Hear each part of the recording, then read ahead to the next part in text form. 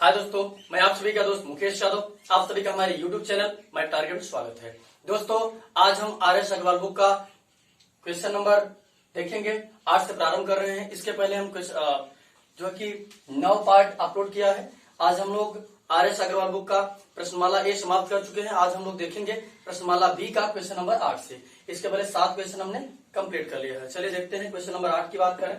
8 की बात करें तो कह रहा है कि 527 के पावर 379 प्लस 473 के पावर 379 तथा 527 के पावर 166 माइनस 473 के पावर 166 के सार्वंतर गुणनखंड ज्ञात कीजिए। सार्वंतर गुणनखंड में पूछ रहा है कि इसका कॉमन बता दीजिए कि दोनों जो संख्याएं हैं कौन सी संख्या से दोनों कट जाएंगी। तो इसके पहले हमने बहुत ही अच्छे क्वेश्चन इस टाइप का कराए हैं। जाकर के आप हमारा पिछला वीडियो देख सकते हैं अगर और अच्छे तरीके से सीखना चाहते हैं तो समझिएगा। यदि x के पावर n तथा y के पावर n हो तो हमेशा वो कटता है x प्लस वाई से। किससे कटता है? x प्लस वाई से कटता है। कब? जब इसके जो n जो होगा n होगा विषम संख्या, यानी n क्या होगा? विषम संख्या होगी, यानी इसकी जो घात होगी क्या होनी चाहिए? विषम होनी चाहिए। यानी n हम बात करें अंग्रेजी में कहते हैं इसको ऑड नंबर होना चाहिए पावर।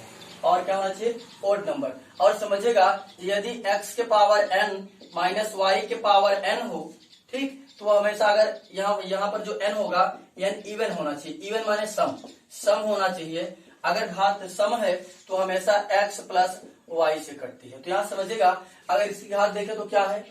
ऑड नंबर है।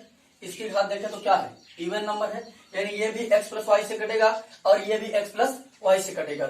इनका वनिष्ठ गुणनखंड क्या आ रहा है? x प्लस वाई आ रहा है। यानी x हमारा ये है, y हमारा ये है, x ये है, y ये है। क्या करते हैं? दोनों को जोड़ देते हैं। 527 प्लस 473 को जोड़ देते हैं, जो आएगा वही आंसर हो जाएगा। 7 3 10 हो जाएगा, 7 2 9 1 10 हो जाएगा, 5 4 9 1 10 हो जाएगा। यानी इनका सार्वंतर जो गुणनखंड होगा वो क्या होगा? 1000 होगा। क्या होगा? 1000। ठीक, चलिए हम लोग क्वेश्चन नंबर अगला देख लेते हैं। Question number 9।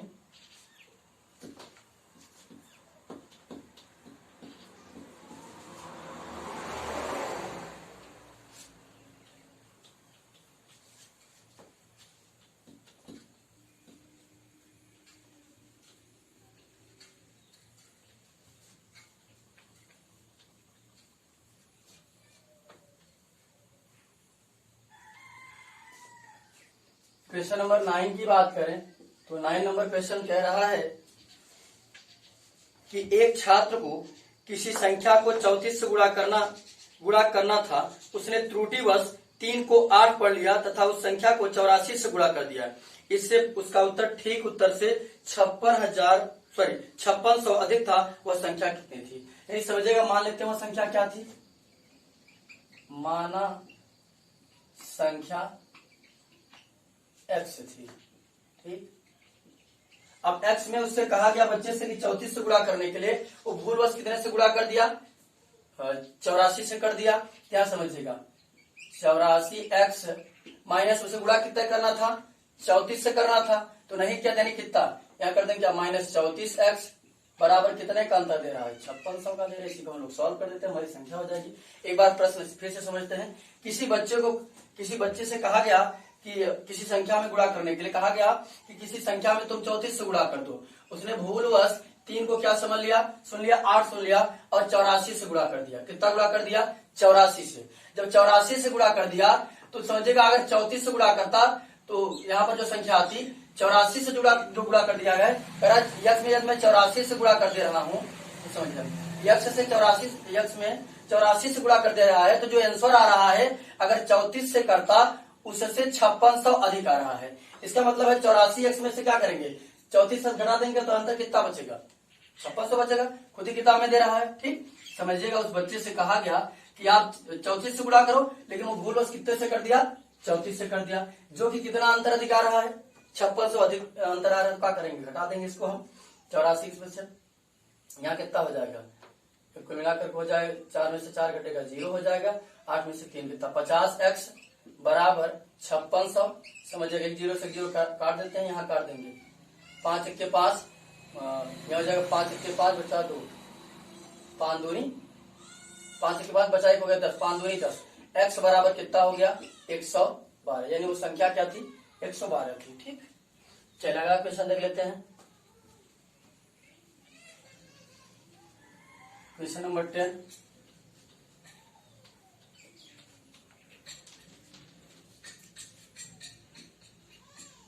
नंबर क्वेश्चन की बात करें तो कह रहा है कि यह समझिएगा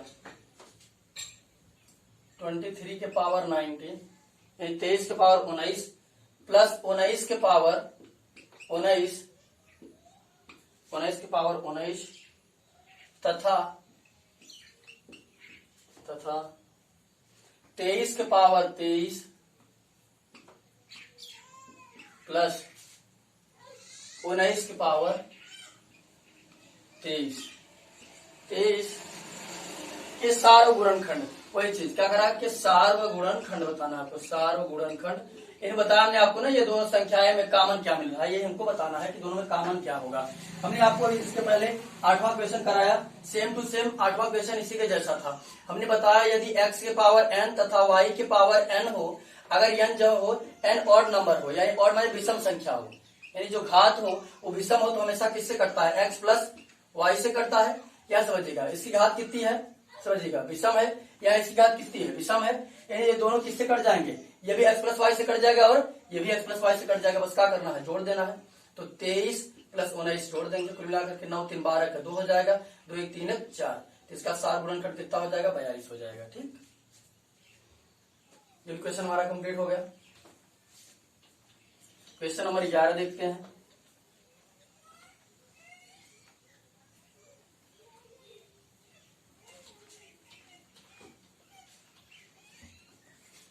ग्यारह नंबर क्वेश्चन की बात करें तो 11 नंबर क्वेश्चन क्या रहा है?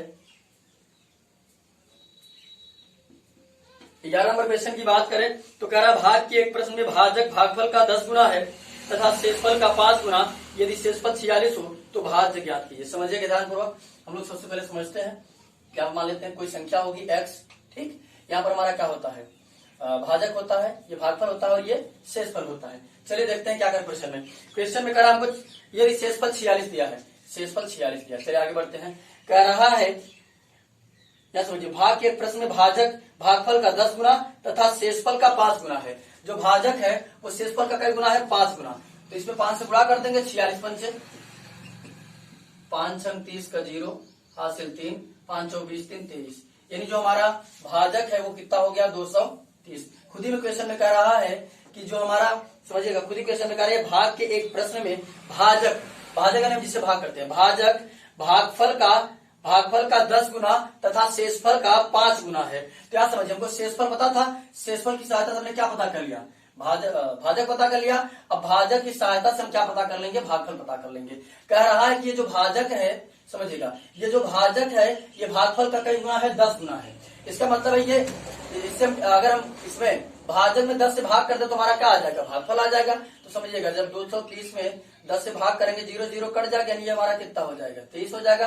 अब समझिए, खुद ही क्वेश्चन में कह रहा था कि जो हमारा ये भाजक है ये भागफल का कई गुना है? 10 गुना है। तो 23 से 10 गुना करेंगे कितना हो जाएगा? 210 हो जाएगा। समझिए बात। क्वेश्चन पुनः कह रहा था भाग के एक प्रश्न में जो भाजक है, यानी जो भाजक है जिससे हम भाग कर रहे हैं, जो भाजक है वो भागफल का कितना है? 10 गुना है और शेषफल का 5 गुना। और शेषफल हमको बताया था, क्या बताया था? शेषफल बताया था। शेषफल हमारा कितना था? 46। और शेषफल का 5 गुना ये था, तो हमने 5 से गुणा किया, ये आ गया। अब कह रहा था कि ये जो भाजक है इसका क्या गुना है? 10 गुना है। इसका मतलब है कि हमको भागफल प्राप्त करने के लिए भाजक में कितने से भाग करना होगा? 10 से भाग करना होगा। तो हमने 10 से भाग कर दिया, कितना आ गया? 23 आ गया। अब समझिए, हम लोग भाज्य बराबर जानते हैं, भाज्य बराबर होता है भाजक गुणित भागफल प्लस शेषफल।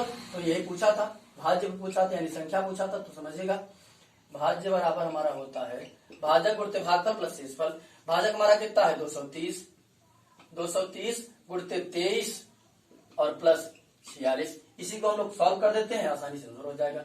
चलिए यहाँ समझिए, 23 में 23 गुणा करेंगे कितना हो जाएगा? 529। और आपने 1 0 छोड़ा था, 1 0 बढ़ जाएगा। फिर 46 को क्या करेंगे? जोड़ देंगे, जो होगा हमारा वही आंसर हो जाएगा। तो समझिए, यहाँ पर जोड़ देंगे हम लोग, यहाँ हो जाएगा हमारा 6 9 4 13 का 3 2 1 3 हो जाएगा 5, यानी 5336 हमारा ये भाज्य हो जाएगा। ठीक, क्वेश्चन नंबर 11 भी कंप्लीट हो गया। चलिए अब देख लेते हैं क्वेश्चन नंबर 12।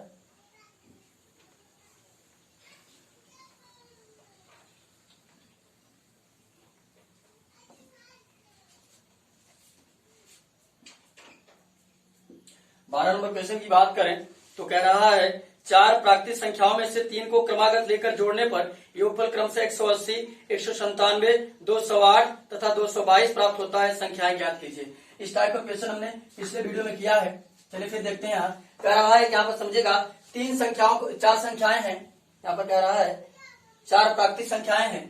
तो मान लेते हैं माना संख्याएं क्या है।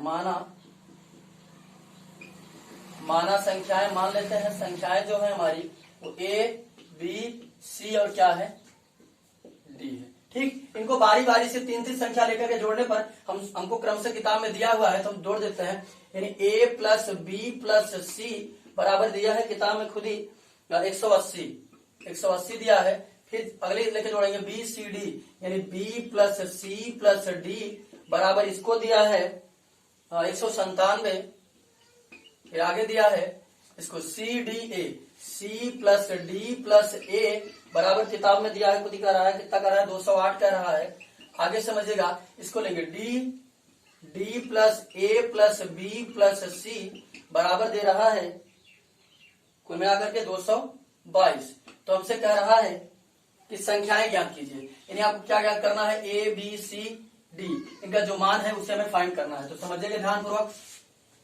अगर यहाँ पर हम पूरे को जोड़ दे तो समझिएगा 1 ए 2 ए 3 ए कितना हो जाएगा 3 हो जाएगा। इसी तरह देखिए 1 बी 2 बी 3 बी, उसके बाद 1 सी 2 सी 3 सी 1 डी 2 डी 3 डी। इन कुल मिलाकर हमारा सब 3 प्राप्त हो रहा है। 3 को हम क्या करेंगे कॉमन कर लेंगे तो हमारा हो जाएगा A plus B plus C plus D बराबर, इसको भी पूरे को जोड़ देते हैं 7 8 क्या करेंगे 7 8 15 15 2 17 का 7 हो जाएगा।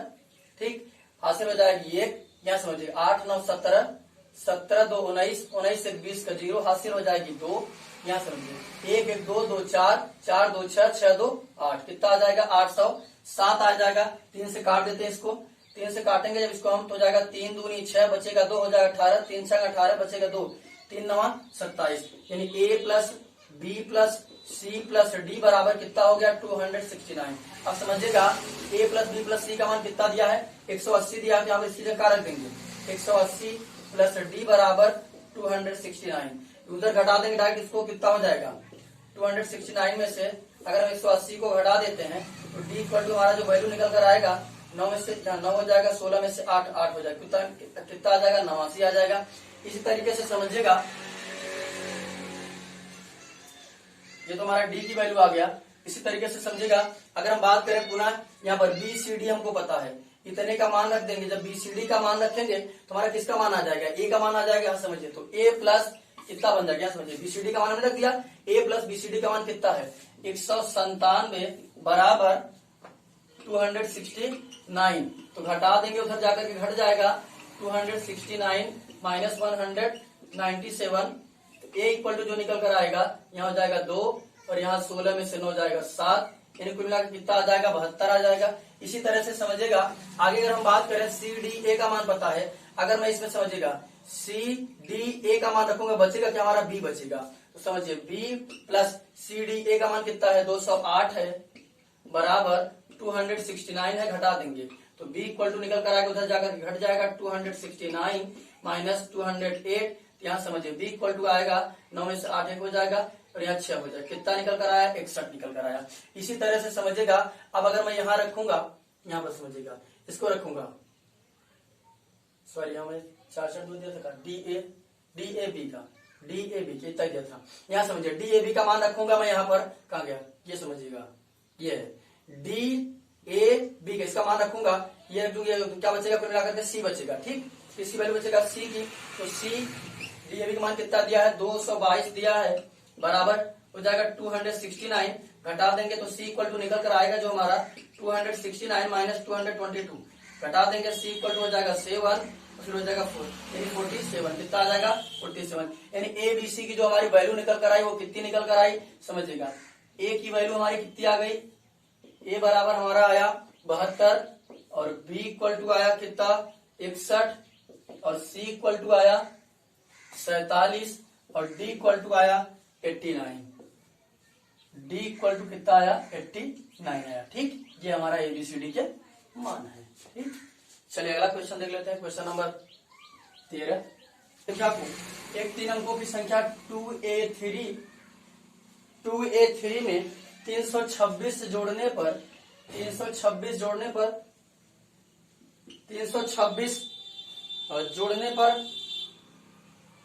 5b9 प्राप्त होता है, जो 9 से पूर्णतः विभक्त है, जो 9 से क्या होती है, कट जाती है। तो आपको मान बताना है। कर 5a - 2b का मान बता दीजिए कि 5a - 2b का मान कितना होगा। तो समझिएगा, अगर हम बात करें ये 9 से कट रहा है तो 9 की भाज्यता का नियम जानते हैं, हम पूरे को जोड़ लेते हैं। तो जाएगा यहाँ समझिए 5 + b + 9, 9 5 कितना हो जाएगा 14 + b। अब समझिएगा 9 से काटने के लिए हमें कितना जोड़ना होगा, 4 जोड़ना होगा, क्योंकि क्या हम जानते हैं ना किसका 9, अगर 4 जोड़ देंगे 14 4 18, 9 से कट जाएगा। हम जानते हैं 9 से वही संख्या कटती है जिसका योग 9 से कट जाए। तो b = कितना भरेंगे, यानी b = कितना आ जाएगा 4। b = कितना आ गया, यानी b का मान आ गया 4। अब समझिएगा यहाँ देखिए हम 6 3 9 हो गया, ठीक है। अब यहाँ समझिए कि एक ही जगह पर हम क्या रख देंगे, 4 हो जाए। तो इस स्वाभाविक सी बात एक ही जगह क्या रखेंगे 2, यानी b का मान 4 और a का मान 2 इसमें रख देते हैं और आसानी से हम इसको सॉल्व कर देते हैं। तो समझिएगा ध्यानपूर्वक, 5 × a का मान कितना है 2 - 2 × b का मान कितना है 4, 5 दूनी 10 - 8 = 2। इसका आंसर कितना हो जाएगा 2 हो जाएगा। ठीक, चलिए अगला देख लेते हैं क्वेश्चन नंबर 14। क्वेश्चन नंबर 14 की बात करें हम,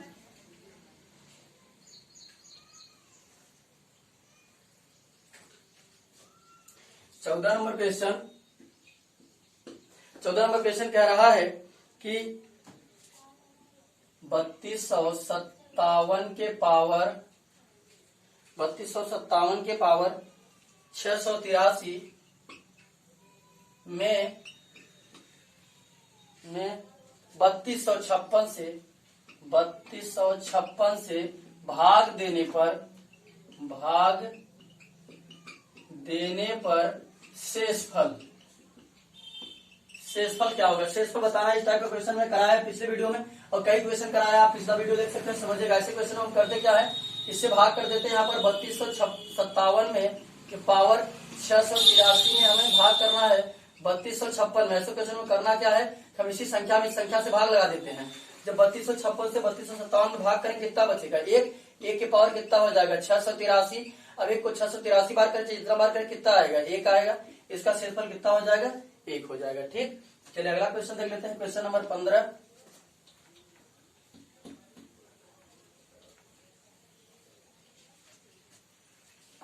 नंबर क्वेश्चन की बात करें तो 15 नंबर क्वेश्चन कह रहा है कि 84 159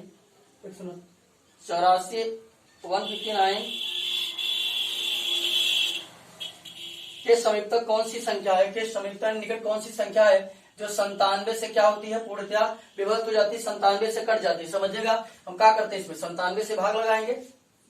97 84 159 भाग लगाएंगे, कई बार जाएगा 9 7 63 9 8 72 9 81, 8 बार जाने के कंडीशन में है तो काट देंगे। 8 7 56 कच्चा हासिल 5 हो जाएगा, 8 9 72 5 77 हो जाएगा। 8 बार गया तो कितना आ गया हमारा, घटा देंगे, यहाँ बच जाएगा 5, यहाँ 14 में से 7 कितना बचेगा 7, यहाँ सॉरी 13 में से 7 कितना बचेगा 6। यहाँ पर हम 5 को उतार लिए, ठीक, यहाँ पर 5 को उतार लिए। अब देखते हैं कई बार जाने की कंडीशन में है। 9 7 63 किंतु कितनी बार जाएगा 6 बार तो जाएगा नहीं, 7 बार जाने की कंडीशन को 9 7 63 नहीं जाएगा, 6 बार जाने की कंडीशन में है। 6 से 42 का 2 हासिल 4 हो जाएगा, 6 9 54 54 और 4 कितना हो जाएगा 58, यानी कितनी बार गया 6 बार गया। यहाँ कितना हो गया 582, घटा देंगे इसको कितना हो जाएगा 3, 15 में से 8 7, ये कट जाएगा। फिर क्या काम करेंगे 9 को उतार लेंगे। अब समझिएगा इसमें हम क्या काम करेंगे 84 159 में सॉरी, अब यहाँ देखते हैं कितनी बार जाने कंडीशन में 9 8 72, 8 बार तो नहीं जाएगा, 7 बार देख लेते हैं। 7 7 यहाँ करेंगे, 7 7 49 हासिल हो जाएगा 4, 7 9 63 और 4 67 हो जाएगी। यहाँ पर क्या काम करेंगे हम कितनी बार ले गए, 7 बार ले गए। यहाँ पर कितना हो गया 629, यहाँ हो जाएगा 0, 13 में से 7 जाएगा 6 हो जाएगा। यहाँ समझेगा यहाँ कितना आया कुल मिला करके 60 आया। और समझिएगा अगर यहाँ पर 37 और रहा होता, अगर मैं इस 60 में 37 को जोड़ दूंगा तो कितना हो जाएगा 57, यहाँ हो जाएगा 97 हो जाएगा। यानी अगर 37 और रहा होता, 37 और रहा होता, एक बार जाने कंडीशन में था, तो हम क्या काम करेंगे 37 को इसमें 37 को क्या करेंगे संख्या में जोड़ देंगे। 84 159 में 37 को जोड़ देंगे, 7 9 16, 5 3 8 1 9 1, यानी हो जाएगा 84,196 जो होगा वही इसकी निकटतम संख्या होगी, जो कि 97 से कट जाएगी। ठीक कि 36,920 में छोटी से छोटी संख्या क्या जोड़ी जाए कि 137 से पूर्णतया विभक्त हो जाए। हम क्या काम करेंगे 137 में भाग लगा देंगे। 137 से जब भाग लगाएंगे 36,920 में, यहाँ समझिएगा 2 बार जाएगा, कितना हो जाएगा 7 दूनी 14 का 4, और सॉरी 2 से 14 का 4 हासिल लगा 1, 2 3 6 1 7 हो जाएगा, फिर 2 1 के 2 हो जाएगा, घटा देंगे, यहाँ बच जाएगा 5, यहाँ हो जाएगा 16 में से 7 जाएगा 9, और 2 को उतार लेंगे। फिर क्या एक बार जाने की कंडीशन में है, 7 बार जाने की कंडीशन में है, तो 7 बार ले जाएंगे तो 7 7 49 हासिल हो जाएगा 4, 7 3 के गई 4 25 हासिल हो जाएगी 2, 7 के 7 2 9, 7 बार तो नहीं जाएगा। कितनी बार जाएगा 6 बार जाने की कंडीशन में है, 6 से गुणा कर देंगे इसमें हम, तो जाएगा 6 7 42 का 2 हासिल लग जाएगा 4, यहाँ करेंगे 6 3 का 18 4 22 हासिल हुआ 2, 6 के 6 2 8, कितनी बार गया 6 बार गया, कुल मिला के कितना आ गया 822 आ गया। घटा देंगे, यहाँ हो जाएगा 0, यहाँ हो जाएगा 3, यहाँ आ जाएगा 1, 0 उतार लेंगे। कई बार जाएगा 9 बार जाने की कंडीशन में है, 9 बार ले जाएंगे हम, तो 9 7 63 का 3 हासिल हो जाएगा 6, फिर यहाँ करेंगे 9 3 27, 27 6 33 हासिल हो जाएगा 3, 9 1 के 9 3 12, तो अब 9 बार गया, कुल मिलाकर आ गया 1233, यहाँ समझे घटा देते हैं, यहाँ हो जाएगा 7, यहाँ हो जाएगा 6, कुल मिलाकर कितना आया 67। अब देखेंगे कि एक बार जाने के लिए कितना कम पा रहा है, तो 137 में से क्या काम करेंगे 67 को घटा देंगे, तो यहाँ समझेगा 0, यहाँ हो जाएगा 7, यानी 70 इस संख्या में हम जोड़ देंगे, इस संख्या में 70 जोड़ देंगे, तुम्हारा जो योगफल होगा वो पूरी तरह से जो कि 137 से विभाजित हो जाएगा। इसका आंसर क्या हो जाएगा 70 हो जाएगा।